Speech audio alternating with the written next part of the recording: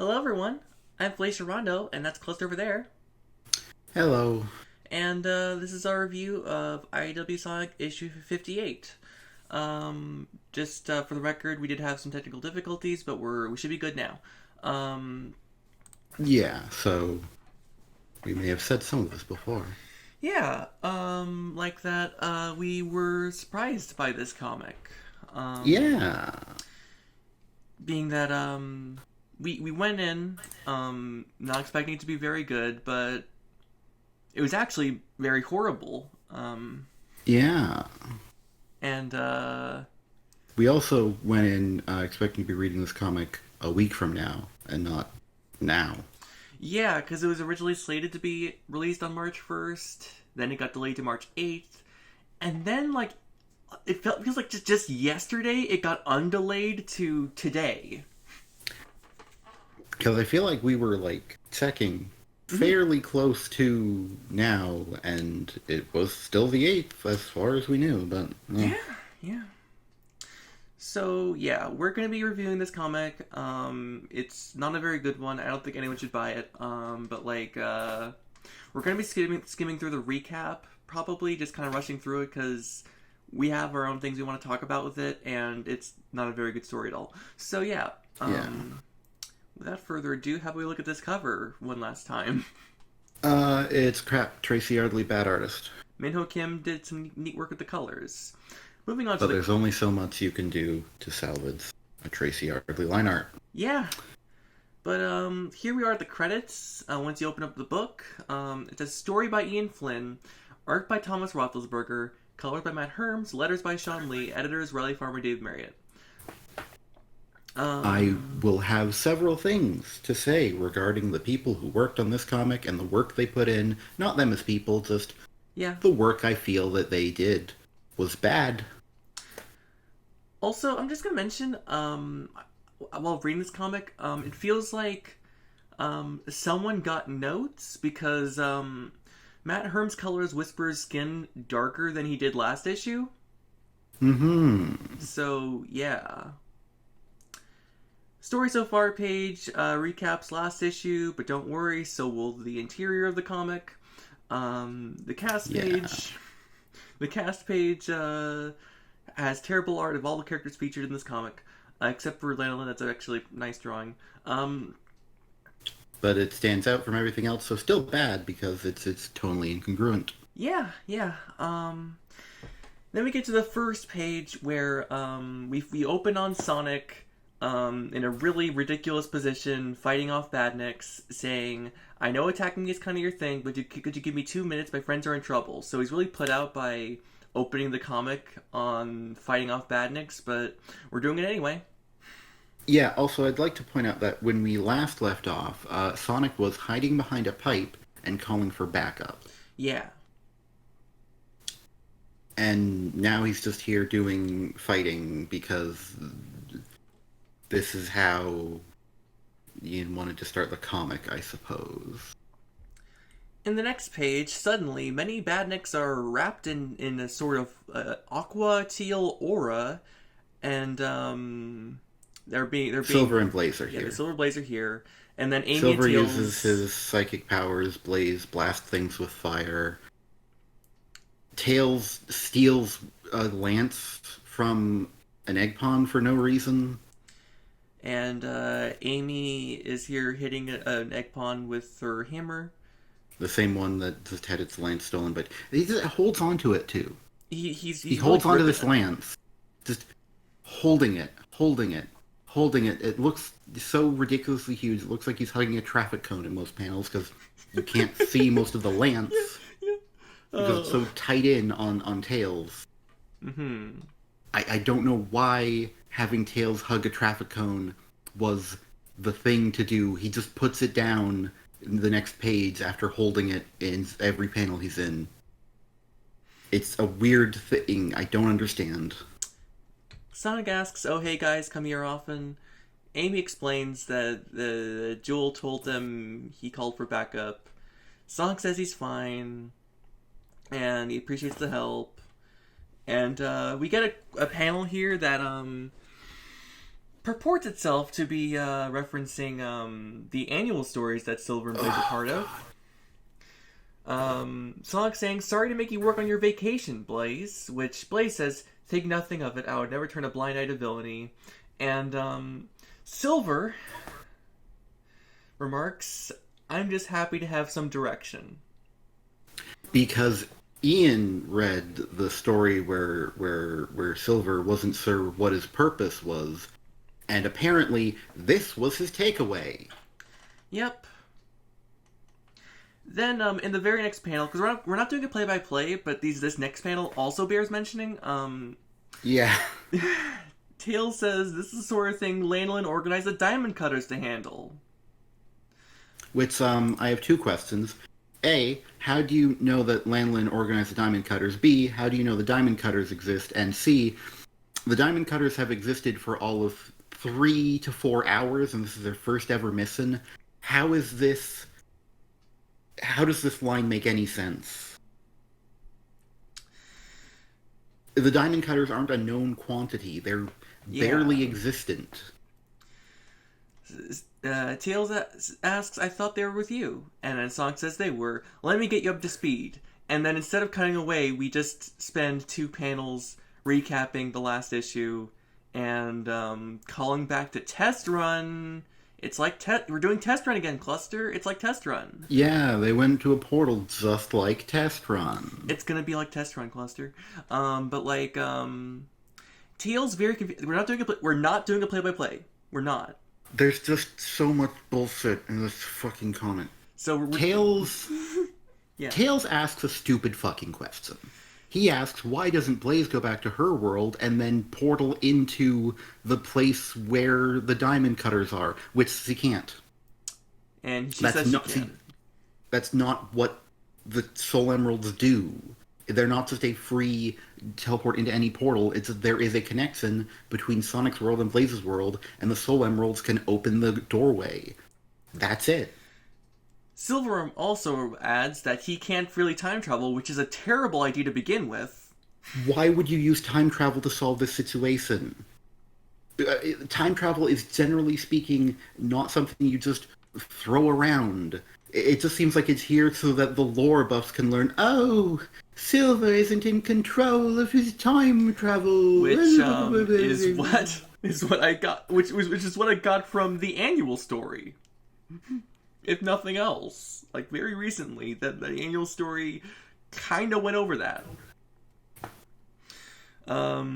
Tails brings up the big ass crystals, so they start going after the big ass crystals. Yeah, this is, by the way, the first time since we've seen the gigantic crystals back in issue 49. This is the first time that anyone has commented on the fact that there are giant crystals. Mm-hmm. And then there is a terrible panel where all of the art is awful, and why does Tails look like that? It's pretty bad. I hate the facial expressions, and I hate the art. I hate the art. The art sucks. The art is really bad in this issue. For all you big babies out there who take criticisms like this personally, it's not personal, you big baby. Anyway, so in the next page, we find Tangle in a blue world.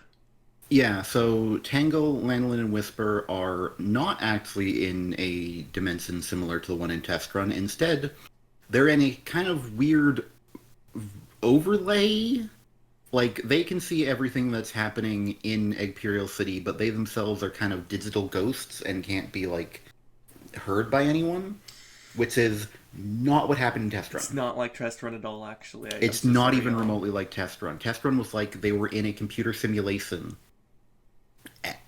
This is a weird, like, overlay thing. I don't understand why you would bring up Test Run so often when this is clearly not like Test Run. Anyway, Lanolin is now depressed and in the fetal position because she's upset that she's not doing a good job.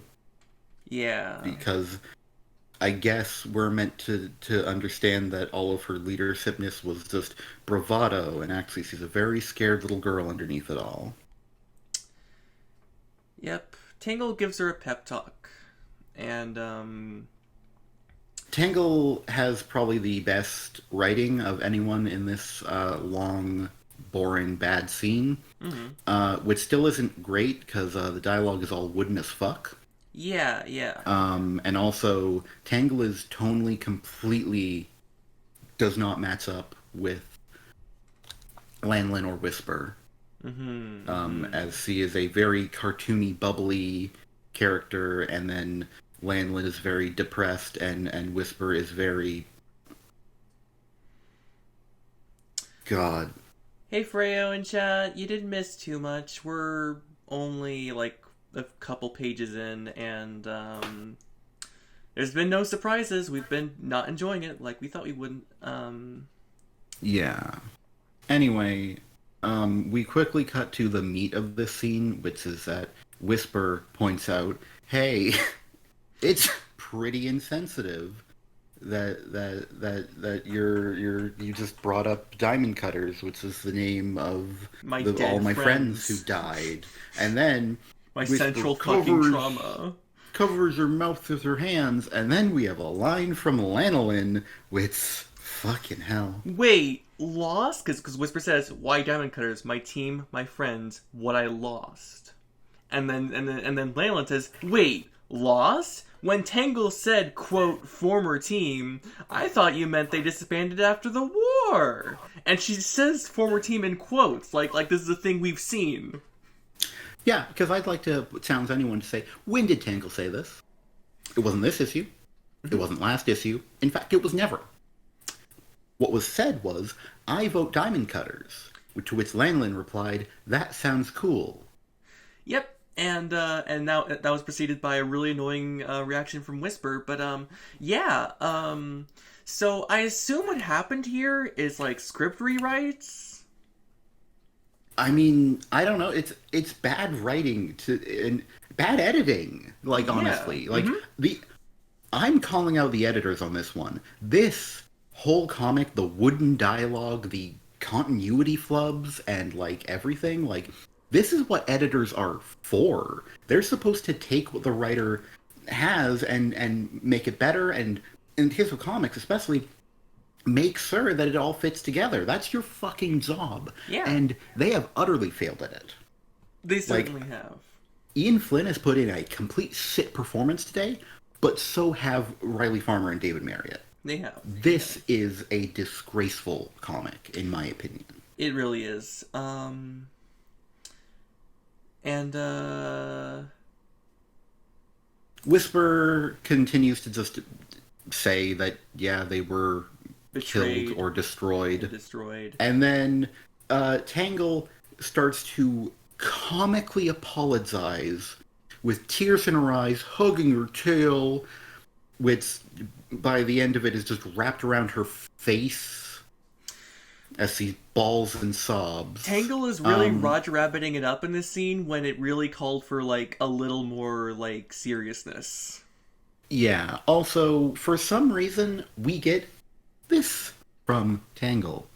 "Your old teammates were such close friends. They were so cool and competent. I wanted that for us so we wouldn't drift apart again."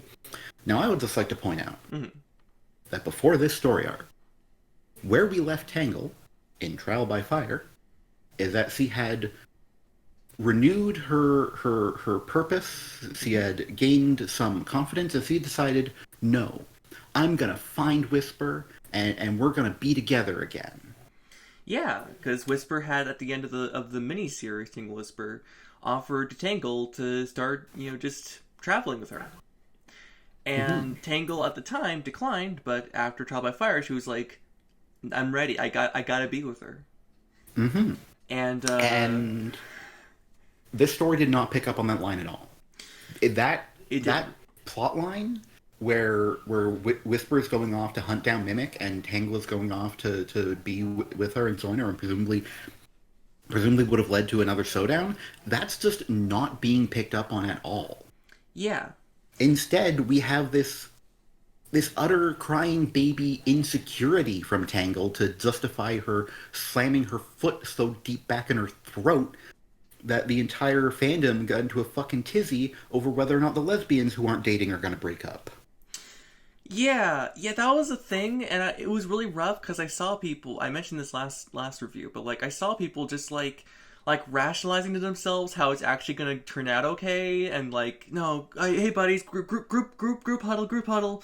Okay, now I know this looks bad, but it'll probably be good at the end. And I'm so sorry, y'all. I'm so sorry. It just isn't working out here. No, what's happening is exactly what I thought would happen. Whisper, late for drama reasons, points out that he had problems with it, even though Tangle clearly could tell that Whisper had problems with it. Yeah. But Tangle doesn't understand the problems, or that the problems exist, even though the death glare, which was completely out of character, happened last issue. Yeah. And now she's bawling her eyes out and apologizing, and it's just so fucking trite. It is. The next page, if I may, goes over various flashbacks, like that really good flashback from Trial by Fire we're flashing back to twice over. Tangle being like, but you just got here, and then Whisper saying, your place is with the restoration, mine isn't. And it's so emotional. And then we see Whisper in the wake of Surge having stolen all her wisps, saying, I need them back. And then it's very emotionally, she's crying. And then Belle taking the variable wisp and saying, thank you. Because he's going to fix it. And I'll get to why that's here, because I've thought about it. And then, of course, the best flashback of all, the only panel being here that has never been in the comic before, as the rest of these are all recreations of previous comic panels. It's Whisper in the hospital with flowers and a get-well-soon balloon, hugging her wisps as they have been returned to her by Sonic, who's just kind of leaving. yeah. So, you were thinking about Belle time. So,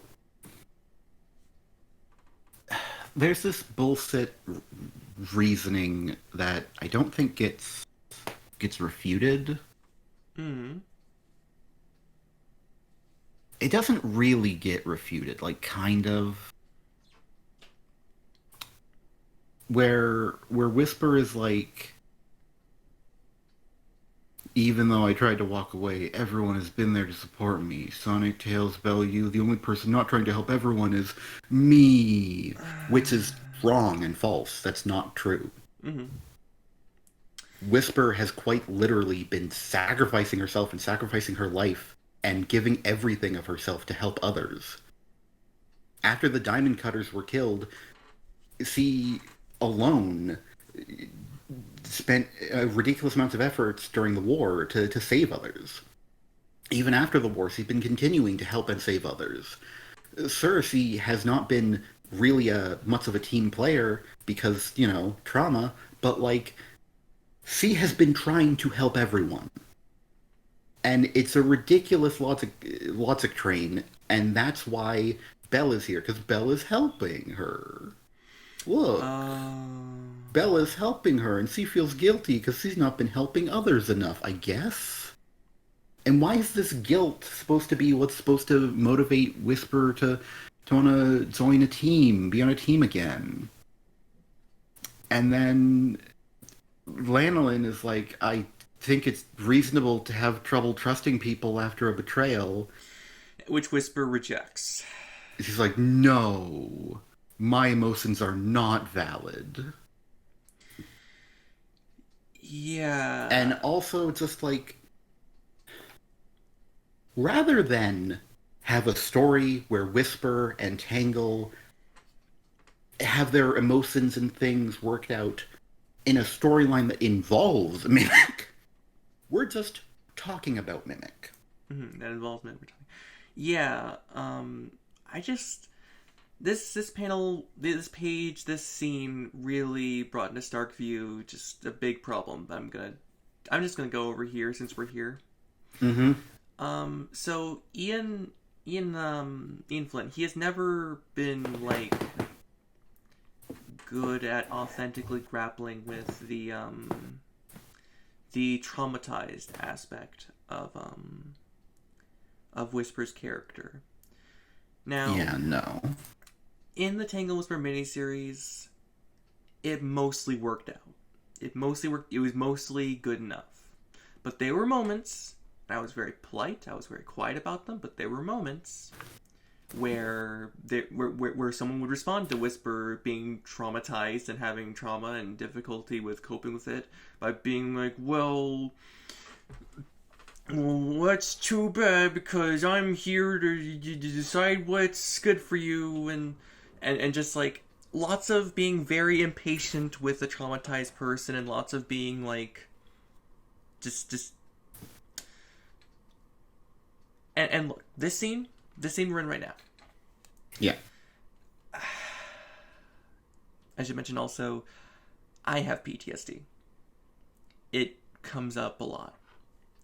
And there have been moments where I have been lucid enough to realize when I had been having a hard time because of my trauma, but that was no excuse for, like, lashing out at someone or just being a bad friend. I've been essentially where Whisper finds herself here, but like the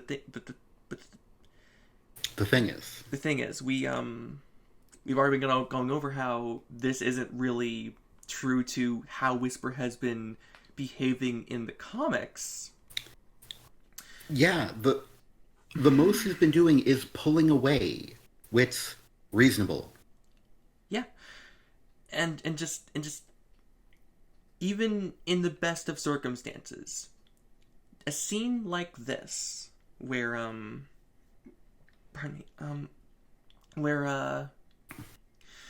where Whisper is just, laying out how she has not been a good friend. It's very tricky without invalidating her emotions and her experiences. It's very tricky to do that even in the best of times. Ian, the way he writes it, it just kind of invalidates her. It just kind of invalidates her and, like, condescends to her trauma and her difficulties, and it actually really made me upset and just feel hurt, just as a traumatized person reading the comic book. I mean, just speaking even from a strictly, narrative perspective, it's just not true to how Whisper has been portrayed. Yeah. She is somewhat distant. She has pulled away from people at times. But, like, she's not been a bad friend. And the only bad teammating I can point to her ever doing is probably last issue when she was really pissed off because of Tangle and the foot and the throat. Yes. So Whisper apologizes. Yeah. And then says it'll take some time to fully move on. I guess fully move on from all of her trauma that she has had since the comic began. Mm-hmm. And then says, "May I ask that you be patient with me?" And which is a really wooden line, and I don't think it really follows Whisper's voice. And in point of fact, I don't think Whisper's dialogue here fits with her voice that Ian has written in the past at all. But I mean, all of this dialogue is incredibly direct, incredibly, like, wooden, and just like you're slamming your face into a fucking anvil.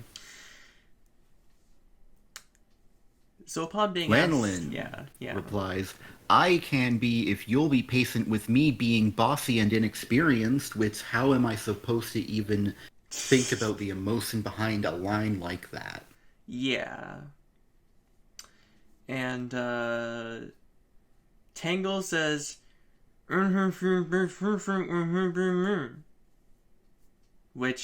after reading it closely, Cluster and I were able to parse as, "And if you can be patient with me being me." Which, fuck off. So everyone's made up, and Whisper says, "We can still be the Diamond Cutters." Okay. Now, arbitrarily, because we have finished the drama, they would be honored to have inspired us to continue their cause. And then Tangle starts a group hug, and people and then for fun and comedy, they're like, "Oh, group hug," ugh." Don't like group hugs And because a man is writing this comic. yeah, yeah, you wouldn't see this in the Tinkerbell movies, No. but yeah, like so it's asked how would Whisper's old team handle something like this? Was there a chain of command, or and then Whisper says no chain. We relied on one of those experience. In this case, we'd ask Claire for insight, and so then Lanolin had just the idea that since they're ghosts, they can not ghosts, but just they are intangible and unseeable. They Yeah. can all scout together, and then Whisper says that they'll head to the central control tower. It'll have the most crucial resources, and then very, very randomly, we in the last panel of this page, they are charging forth in a fucking wartime poster thing. Yeah. With Lanolin declaring, "All right, let's go, diamond cutters," in a really not actually very good logo. The O is a diamond. Which I guess is supposed to be, oh, they're really a team now, except that I never wanted them to be a team. I don't want them to be a team now. Fuck Lanolin. Fuck this comic. Yeah. Honestly, why the fuck is Lanolin here? Why the fuck in this comic where... I just want to point out, we started with 4 primary characters. Yes. Then we got 4 more this comic because Amy and Tails and Blaze and Silver are now all here. So now we have 8 characters. And at the end of this, we're going to get a further 3 more characters for 11 prevalent characters that are apparently all supposed to be important throughout this arc, which I have no idea how the fuck that's supposed to get balanced. Too many fucking characters. Yeah. So why the hell is Lanolin here other than to set up the Diamond Cutters as a fucking Sonic brand thing for the comic to have? We're pushing the brand. They're pushing the brand forward, Cluster. We're having a new team they can make merchandise of and tie in events on Speed Battle. They have a terrible logo. They have a terrible logo. That'll like they can recycle for the miniseries that isn't going to happen for the Diamond Cutters. But yeah. And then, because it's an Ian Flynn comic, we get an elsewhere to fighting. Yep. Fighting happens for 1, 2, 3, 4, 5 panels, and then Amy says to Tails, "We'll keep you covered." And Tails says, "I'll try to be quick." Because it's an Ian Flynn comic, we then get 1, 2, 3, 4, 5, 6 panels of mixed fighting and Tails plugging in a computer. Mm-hmm. And then we get 1, 2, 3, 4, 5, 6 panels of fighting and Amy realizing that a hammer is a large hammer. Mm-hmm. And then she asks Silver to help her lift a giant hammer. And then she uses a giant hammer to crush a giant robot. And then Silver is like, "You did most of that. How?" And then Sonic says, "'Cause she's awesome." And then feminism was achieved. Amy was physically strong enough to pick up the big hammer from the big hammer robot from Sonic Heroes. Oh, and then Tails is like, "Oh, did I miss something cool?" Yep. And then there's some technobabble about how actually the giant crystals are giant fake Chaos Emeralds. Yeah, basically, Eggman has created very low-quality artificial Chaos Emeralds, and he's grown them to massive size in order to allow them to power output enough to be worthwhile anything. Sonic then wants to break them with the hammer, and Tails points out they would explode and we would all die. Blaze is disappointed that anyone would think that was a good idea. Yep. But now we've We just all go to the Anyway, central command tower, and now they're gonna go do that. yeah, because wow, everything's connected to the central command tower.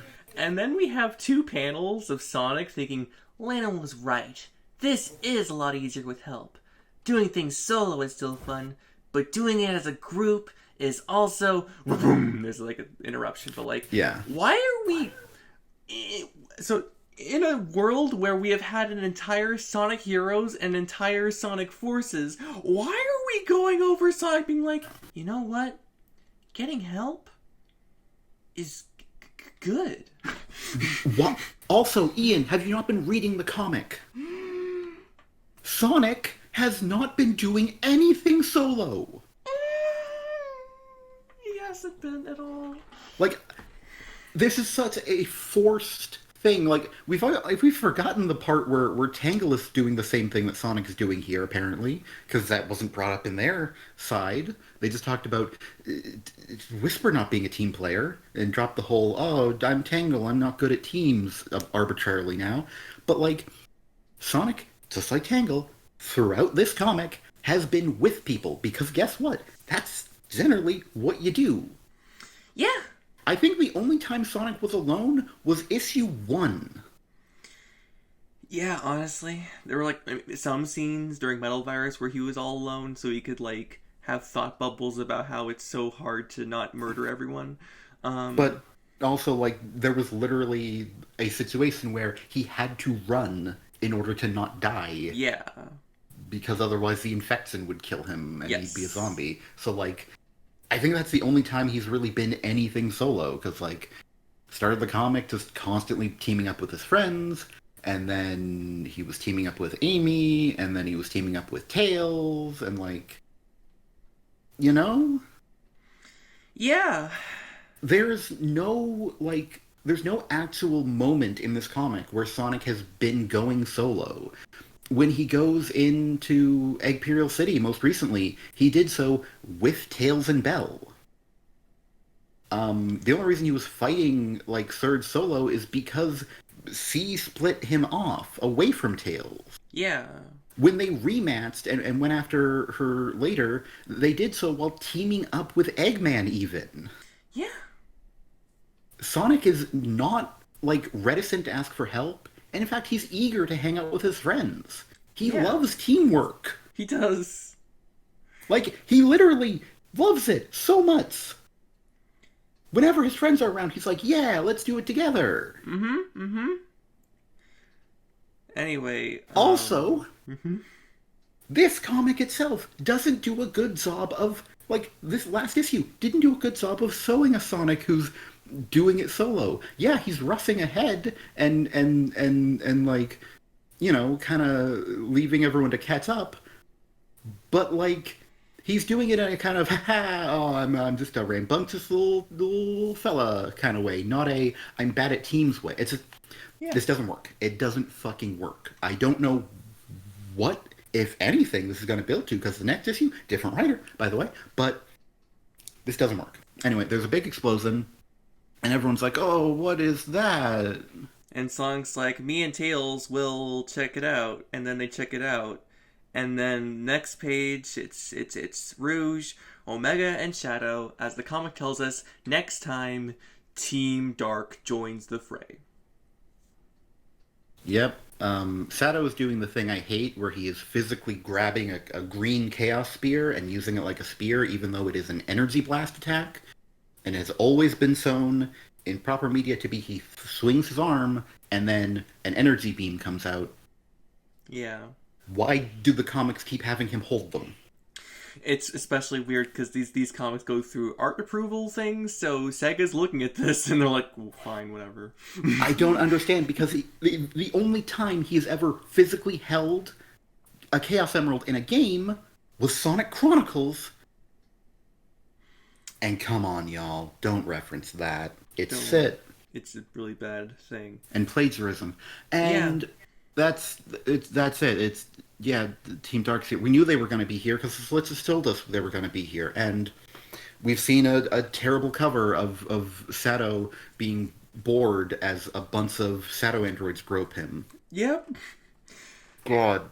Also, just because we looked at it this time, the fan letters just include two very general letters that are not actually grappling with the last issue, which makes me give me some Yeah. hope that, like, maybe other people are writing in and saying, fuck this story.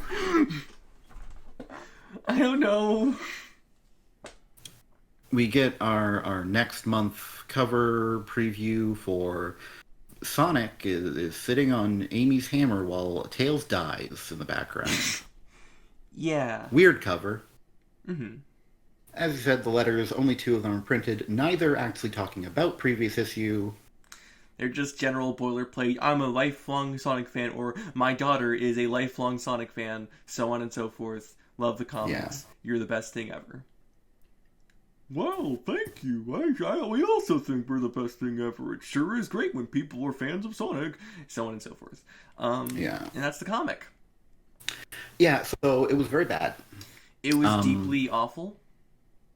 As I said before, this comic is a complete failure not just of writing, but of editing. Yes. There is no thought, seemingly, it doesn't feel like there's any thought at least, to actually having continuity with the way the characters have been portrayed, which is my biggest thing. Like, if events get a little screwy, if you, like, retcon if someone died or not, or, like, say that, so-and-so was actually behind a thing secretly, that's whatever.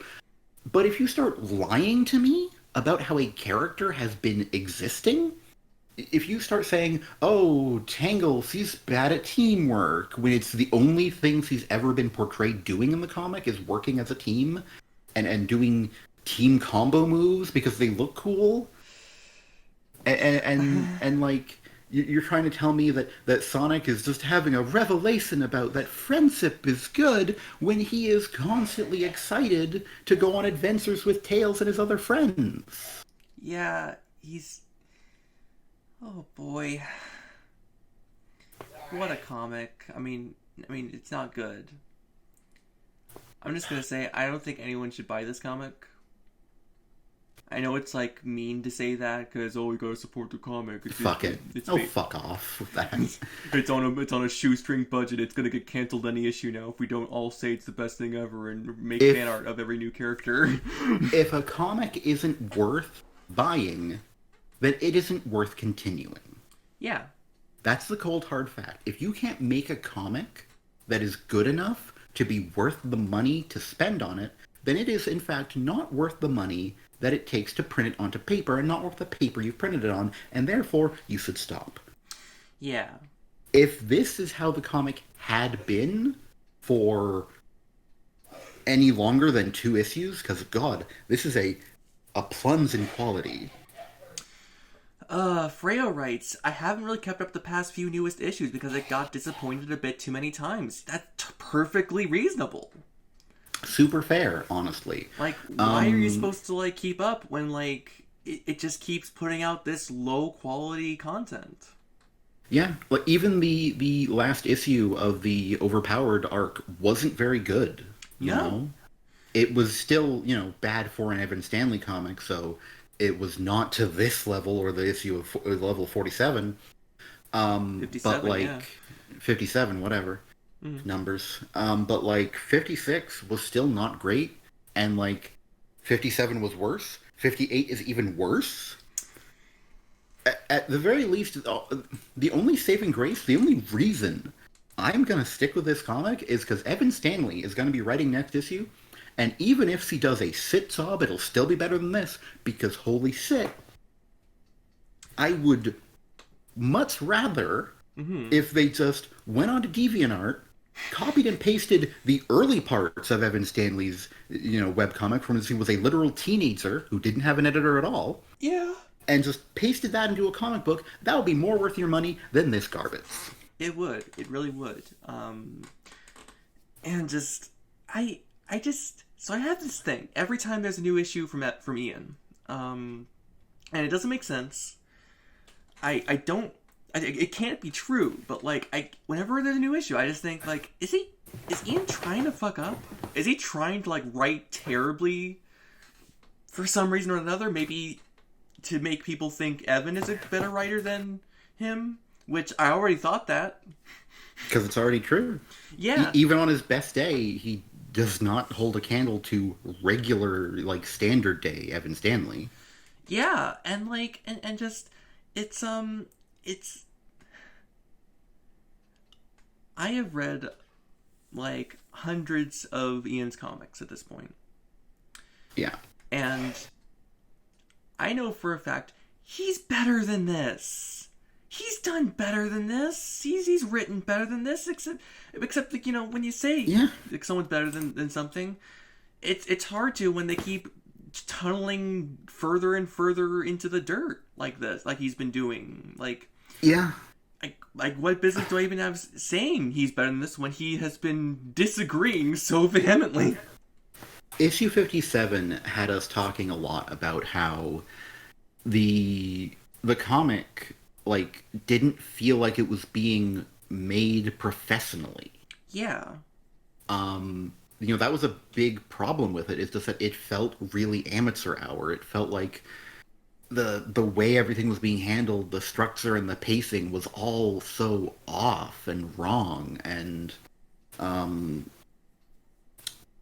it that's even worse here in some ways. There's not literally just a panel of a large black square yeah, with a character hanging down to represent that a thing is dark, yeah, yeah. but, like, nonetheless. Mm-hmm. Right, also, I did want to bring up that once again we have in dialogue only, though actually more direct this time, Tails mentions or about the artificial Chaos Emeralds and them being so big, when Sonic asks, it's to increase their power output. Eventually, it justifies the cost of creating them, but at tremendous cost to the environment. And I wanted to bring up again, just like we had a problem with last issue, if you wanted to have an environmentalist message about the city and the way that it is destroying the environment, why didn't you sew it? Why, in all of the art with no dialogue, could we not just have a panning shot of the forest being bad instead of a tree or two in the background not having leaves on it? Why could we not sew adverse effects on the environment instead of showing that the rocks under the city are all gone, which, by the way, again, is just going to make it collapse. It's just going to fall into a big hole because that's how gravity works. We're doing comic books here. It's a visual storytelling medium, and it just feels baffling that we are trying to tell the story of how Eggpeel City is destroying the environment around it by showing things not destroyed as by that building we saw last issue, or things not being there. Just imagine that they're there, that they were there, and now that they're gone. It's such an abstract way of conveying the effects that this city is having, and it's such an abstract way of like establishing that the city is expanding when anyone who's standing outside the city should pretty well be able to tell it's getting bigger. Yeah, it's baffling the amount of effort that went into justifying the characters knowing that it gets bigger when, like, it's getting bigger. That's not difficult to notice. Bigger than before. And, like, there were so many just pages of no dialogue, just action. You could have just so easily just had an establishing shot at the beginning of last issue that just shows the city getting bigger. Shows it eating trees. Shows the trees, I don't know, the leaves going from green to orange to brown to falling off.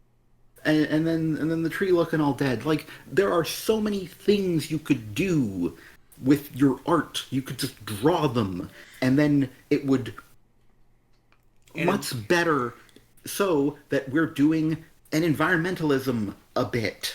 In point of fact, we're just gonna bring up again because we brought this up last issue.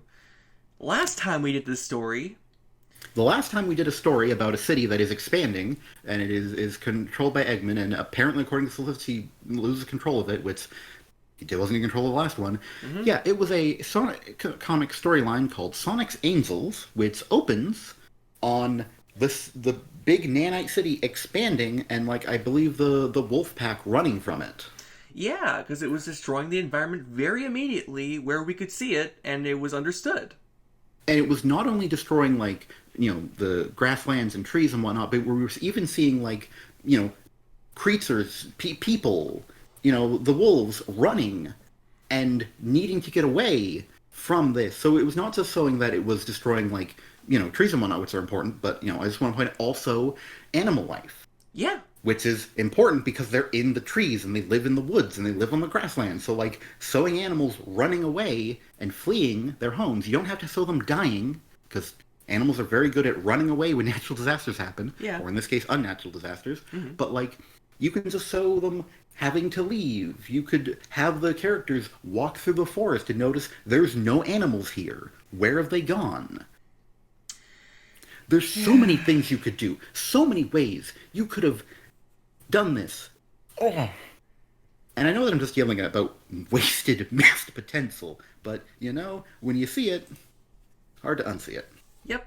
And we are just definitely seeing this wasted missed potential just everywhere here, and it's disappointing. In fact, I've spoken to people who usually like enjoy these issues better than I do, who are surprised, like at how bad this is turning out, and that's just like, man, get it together, y'all. Come on. Yeah, and like I said, the only saving grace going on here is that Ian is not going to be writing next issue. And which is good because historically, I feel like he writes Shadow like Sit. yeah. Honestly, we only had 2 issues of Ian again, and here we are again, just being baffled at how bad it got, and just Yeah. I saw it coming. I saw he was just doing 2 issues, and Evan was doing 3. It's technically only a little bit of Ian, but it doesn't take a lot.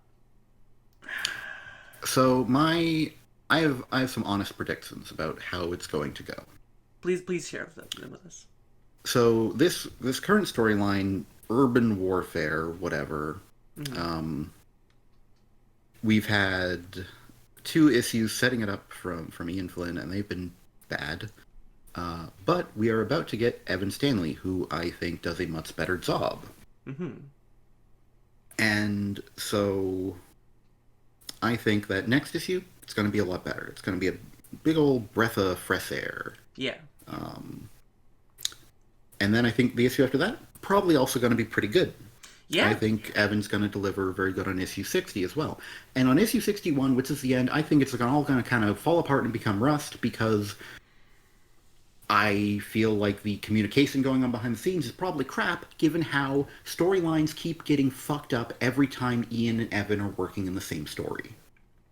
It just keeps happening, and there keeps being such a lack of comprehension when it comes to Again, I just want to point out, this is not Ian Flynn's fault. This is not Evan Stanley's fault. This is what the editors are supposed to do. Mm-hmm.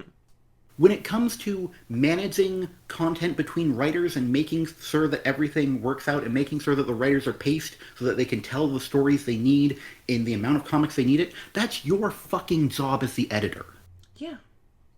And I'm sorry that I'm getting passionate about this, but like, the writers can only do so much if the editors don't make sure that everyone's on the same page. Yeah. And if they don't make sure that everything makes sense, because a writer can forget, and that's fine. You don't have to have a literal encyclopedic knowledge of what you're working on. You just need to make sure that other people are double-checking your work. Yeah. And if the editors are not going to do that, then why are they here? To catch when Ian Flynn jokingly puts in a reference to the Holocaust or whatever? I don't fucking know. Yeah, apparently he just kind of puts, like, things that are supposed to be taken out by the editor amidst his scripts, which... That's gotten people fired in newspapers. Yeah. Because they didn't take it out. Because editors have a job. And you shouldn't put extra work on their plate for a joke. It's not really funny. So... those are about our thoughts on issue 58. I missed like the $5 or so, like including tax, that I spent on this comic. I probably could have gotten some Nintendo Switch shovelware with those $5. I bought this fucking comic. I bought this fucking comic. I hope that next issue doesn't continue to make us sorry that we're buying these issues. I think if next issue is somehow garbage, I might drop the comic. Honestly, Evan Stanley is the only reason why I think anyone should bother with this comic at this point. And look, when the next comic comes out, we'll be reviewing it. We'll review it day of and all that, because that's what we do now. And I hope it is a breath of fresh air, because that is what I've kind of come to expect of getting an Evan Stanley issue right after an Ian Flynn issue. yeah. At the very least, oh, right. Freya on Sat says it feels bad to spend money on something you do not enjoy at all, and yeah, It really does, and we've done it so many times with this comic. it's usually not a problem for me because I, generally know what I'm not going to enjoy. But unfortunately, for this Twitch channel, I'm reviewing the comic, and so having it available to me, having my own digital copy that I can thumb through and read from, and double check stuff from, it's very helpful to the reviewing process, so that I can make sure that I'm getting all the things that I'm criticizing correct. And it's not just committing to the comic and having to review every issue. It's that this comic is so inconsistent. We just can't know that we're going to enjoy or not enjoy an issue because it's just so all over the place. Yeah. I did want to bring something up as well. Yeah. In regards to Ian Flynn Mm. and his writing, because as you said, we have together read easily over 200 Sonic the Hedgehog comics and no non-Sonic comics from Ian Flynn. Mm-hmm. He has sort of made his entire career on writing Sonic. It's literally the only thing he's known for, and I feel like the only reason he is continuing to write Sonic is that if he left Sonic, his job prospects would dry up immediately. Yeah. Which sucks for him. That I truly don't feel like he's established himself as a name apart from Sonic enough to make it without Sonic, which sucks. That does suck, and I feel bad about it. Yeah, and I imagine it sucks for him when he thinks about it. So, but the thing is, he's not good at Sonic writing, actually. He's not at all. It's been over 15 years. One would think that would lead to some experience that led to good quality, but no. Ian Flynn still writes like a fan and not like a creator, and that sucks because they literally have gotten him to consult on a cartoon. They've gotten him to write for a fucking game. Yeah. Mm-hmm. And it still feels like he's treating himself like a fan and not as a creator of Sonic, and I hate that. I hate that whole mentality, which seems to be quite prevalent among people who contribute to the comics, who come from the fandom, is they don't see themselves as creators in the same way that back in the 90s, back when the comic was published under Artsy, the people who got hired on were primarily writers and artists who worked in the comics industry. Mm-hmm. They were not Sonic fans inherently. Some of them did like Sonic. Some of them were quite happy with Sonic and thought it was really neat. And slowly, gradually, some actual Sonic fans did get hired on. Spaziante, I believe, is and also Don Best, yeah. Writer Ken Penders, he specifically scouted Don Best from the fandom, and then he put in some really beautiful artwork in the comic. Yeah. It was very fun. Yeah, for sure. And But for the most part, the people who worked on the comic were people who were used to just making comics and creating things. They saw themselves as creators. Mm-hmm. They saw themselves as people who were adding to the world. And it feels like people who work on the comic now are just getting revelations on from down high from Sega about what is and isn't true about the comic, rather than really creating in a way. Yeah. Anyway, that was completely off topic to what I was about to talk about. Mm-hmm. Sorry. That was a separate issue. Ian Flynn and his comics. Go on. Sorry. That's I okay. got into a different issue about that I have with Ian Flynn and his comics, is that he writes like a fan, in my opinion. Yeah. Hmm. Um, when I dislike Ian Flynn, traditionally it has not been. So I should say, when I dislike Ian Flynn's comics, not the man himself. I don't know him. Yeah. Never met him. Never gonna. Don't want to. It would be awkward with how much trash talking I've done about his comics. It's fine to just never, ever encounter someone in your life. Yeah, and I hope I don't, Mm-hmm. because I'd feel awkward again. Weird.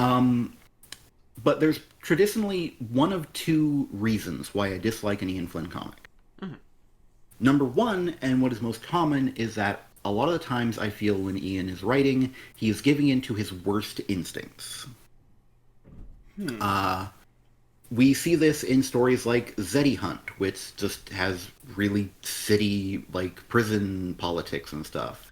Yeah. And literal war crimes being done by the cuddly forest folk we're supposed to sympathize with. God, we sure lucked out starting these reviews after that was done. Boy, howdy. We've seen this in stories like Issue 50, where Sonic just gets on his fucking highest horse he can, which itself is on a soapbox, to talk down to Surds, and it's just really gross, you know? It is. Like, and like, when those things happen, that's times when I have, like, I feel ethical concerns, and like, concerns about the story content in a way that, like, I think this is bad messaging, or I think this is portraying our characters in a really negative light without condemning them properly, or, Yes. you know, stuff like that. Mm-hmm.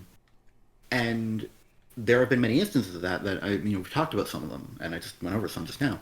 But then there's the other side of it, which is primarily what I've been having a problem with these past two issues, which is just baseline competency. Yeah.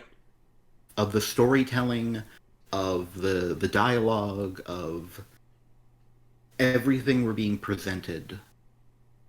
Because again, this dialogue is bad. It is. It's wooden, and the characters feel flattened, or even just not really in character. Yeah, it just did not feel like Whisper, for one example. It just didn't feel like she was in this comic at all. And, like, there's a lot of humor asides here that just don't land. They don't. In my opinion. Mm-hmm.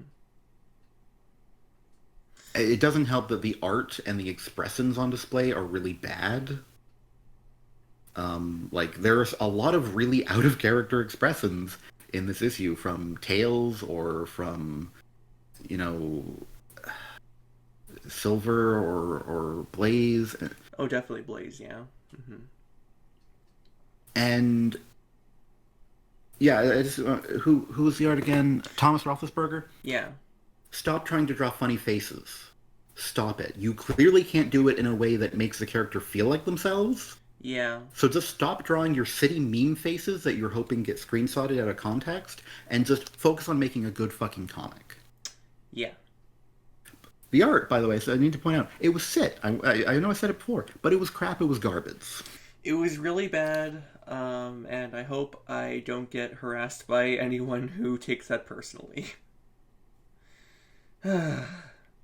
Yeah, there's only one person who should ever be able to take it personally, so Thomas Roethlisberger, if you're watching this, don't. Don't take it personally. No, don't watch this. Oh, what are you doing? This is a it. negative review about a comic. You just go away, sit down, have a nice soothing cup of whatever hot liquid or cold liquid you would like, and forget you were ever here. I mean, Thomas Roethlisberger isn't going to watch this video, because I hope he has more of a life than that. Yeah. Okay. But yeah, in conclusion, this was incredibly disappointing. It was. Ian Flynn has done better than this. If, as people may recall, we reviewed Bad Imposter Guys. syndrome. Or, yeah, Imposter Syndrome, sorry. I keep confusing Imposter Syndrome and Bad Guys because Imposter Syndrome is about some bad guys and features no Imposter Syndrome. It could have just been called Bad Guys, but Bad Guys already happened It was for no already taken. reason. For no good reason. Yeah. And Bad Um, Guys was bad. But Imposter Syndrome, that was actually good. Um, at this I don't want to point, read it again, considering issue 50 happened and, honestly, didn't stick the landing.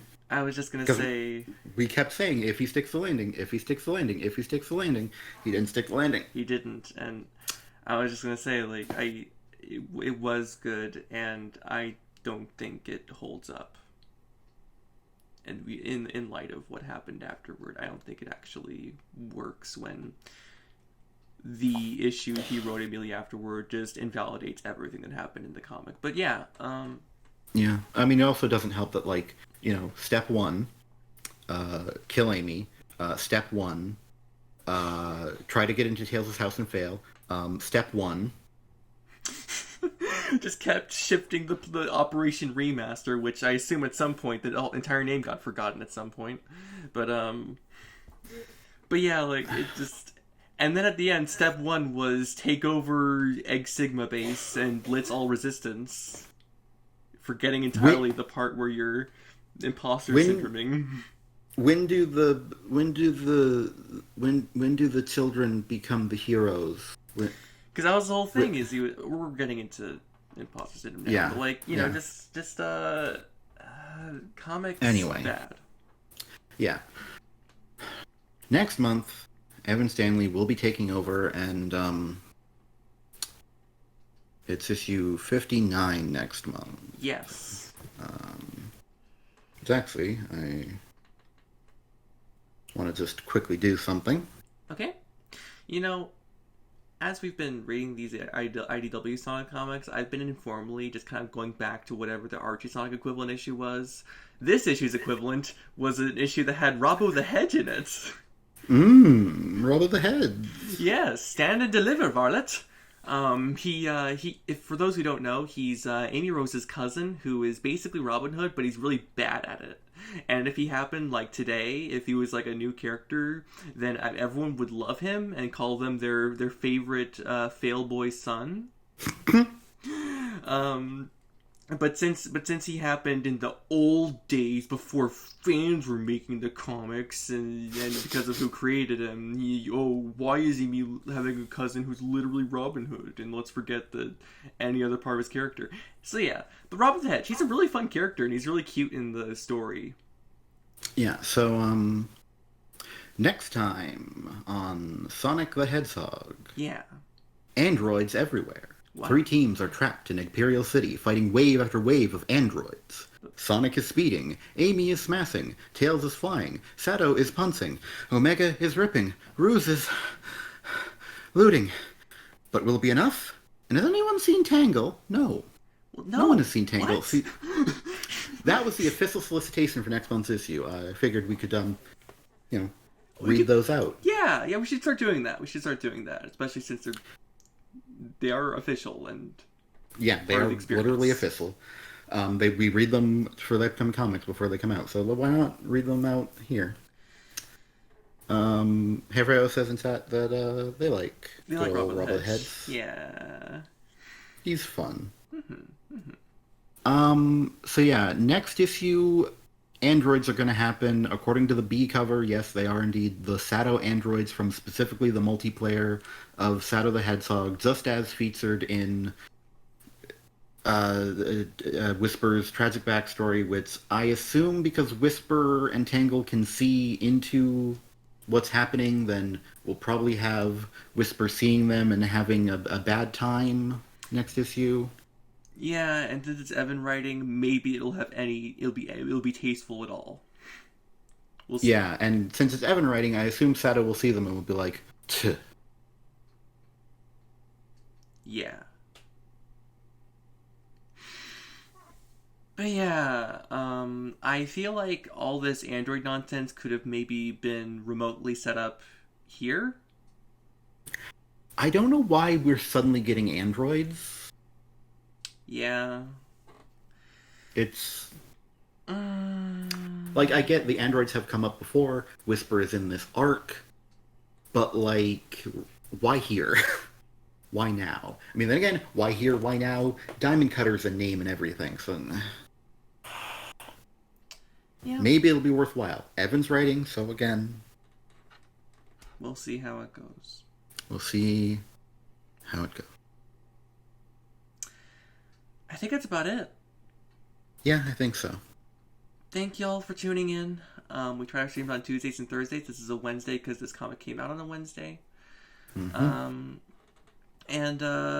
Yeah, next time will be another stream. And please feel free to follow our Twitch channel.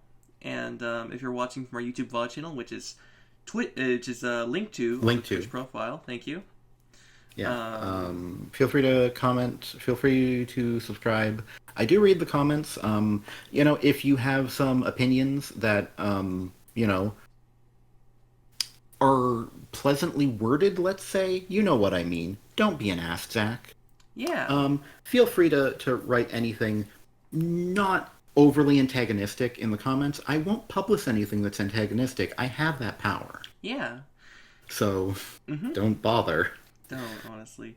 But, if you want to try and catch us live, we do have the Twitch link to on every VOD description on YouTube, so you can follow us from there. But without any further ado, I think we're done. I'm Felicia Rondo, and that's close over there. Hey. Bye. Bye. It's bad comic. Bad comic. Have a great day, Freyo.